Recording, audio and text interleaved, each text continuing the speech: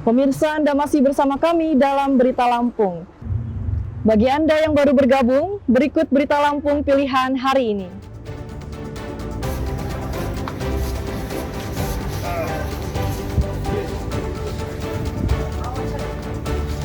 Kawanan pencuri belasan motor di Bandar Lampung diringkus.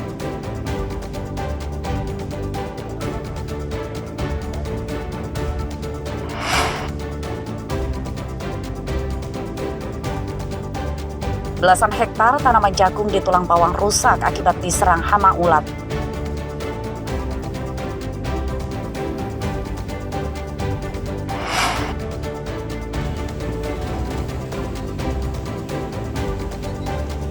Pemerintah Provinsi Lampung kekurangan anggaran untuk memperbaiki jalan yang jumlahnya sudah terlalu banyak.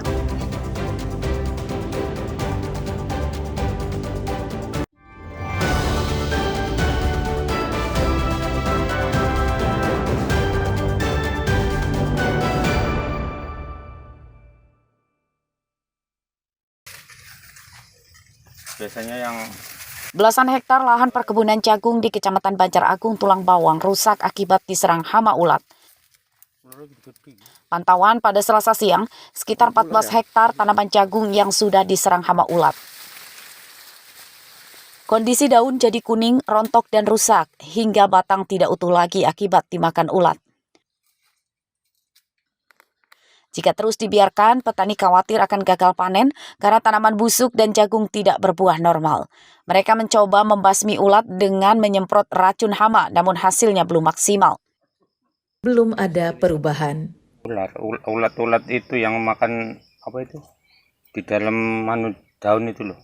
Itu banyak yang patah-patah, jadi kurang bagus lah tanamannya. Sejak kapan? Oh, sejak umur 30 hari udah nyerang. Ini kan udah umur hampir 60 hari. Hama ini? Iya, terus nyemprotnya terus, pokoknya tiap nyemprot terus. Para petani juga berharap adanya bantuan dari Dinas Pertanian dan pemerintah daerah Tulang Bawang untuk mengatasi hama ulat yang kian ganas. Mustaqim melaporkan dari Tulang Bawang.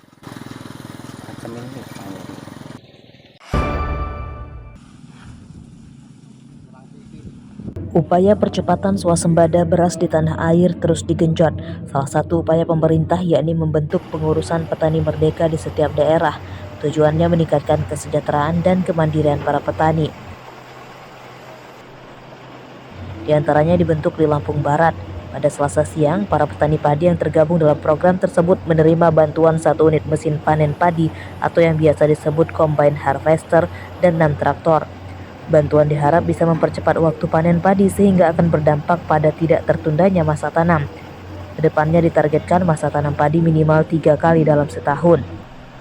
Jadi petani ini mempercepat panen rayanya ini serentak dan lebih cepat dan lebih efisien dan lebih cepat dia untuk penggalakan swasembada pangan di pertanian, khususnya di persawahan.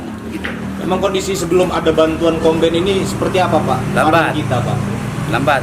Jadi untuk sebelumnya ada komben ini, peralatan Al-Sintan ini, yaitu panennya lambat. Untuk 2 kali pun juga dia lambat. Ini insya Allah minimal 2 kali, diusahakan insya Allah di Lampung Barat 3 kali. Ya khususnya lumbung padi ini di Lampung Barat ini yaitu di Bandar Negeri Suwoh dan Suwoh. Terkait bantuan khususnya di sektor bidang pertanian, pertama alat-alat untuk pertanian yang tentunya sudah ada di belakang dan sudah diturunkan ke daerah provinsi Kabupaten Lampung Barat, ya kan. Kemudian program-program dari Pak Prabowo pun khususnya di sektor pertanian terkait pupuk ya, yang menjadi keluh kesah masyarakat yang katanya susah dan sebagainya, itu akan segera didistribusikan terkait pupuk dan obat-obat yang lain juga. Berdasarkan data Dinas Tanaman Pangan dan Hortikultura Lampung Barat tahun 2024, produksi padi mencapai lebih dari 96.000 ton dari lahan seluas lebih dari 13.000 hektar. Hasil panen padi rata-rata di angka 4 ton per hektar. Salah satu daerah yang tertinggi produksi padi yakni Kecamatan Bandar Negeri Suwoh. Rosandi melaporkan dari Lampung Barat.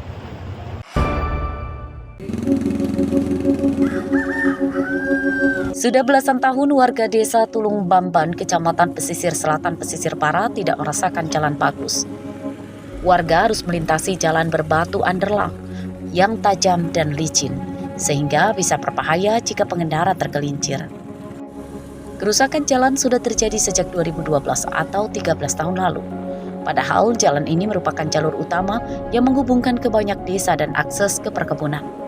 Warga kesal karena desa mereka tidak pernah tersentuh pembangunan oleh pemerintah. Kondisi jalan sekarang ini sangat memprihatinkan. Memprihatinkan seperti apa Bang, bisa dijelaskan? Namanya jalan kerikil, sudah kemana-mana bertaburan. Tentunya kerikil pertama juga sangat tidak memadai untuk sepeda motor, apalagi anak-anak yang kebanyakan kita sekarang memakai sepeda motor. Jadi pernah terjadi kecelakaan lah. Ya tentunya setiap hari ini sangat dilalui karena bisa dikatakan ini adalah akses utama masyarakat yang baik itu yang mau sekolah, ke kebun atau yang memang penghubung antara dua pemangku tersebut. Mana kalau kondisi kena hujan, pasca hujan Bang? Berbahaya tidak? Kalau kondisi kena pas penghujan itu cukup memprihatinkan, artinya ada di suatu titik itu yang memang banjir. Warga mendesak pemerintah desa